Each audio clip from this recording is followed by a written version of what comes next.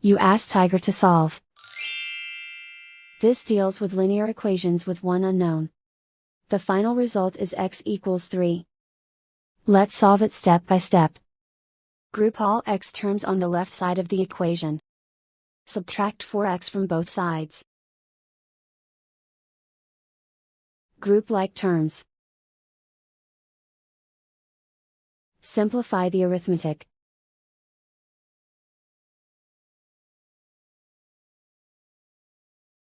Group all constants on the right side of the equation.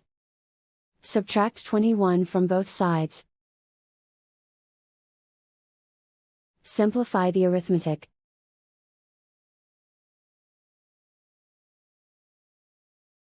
Isolate the x.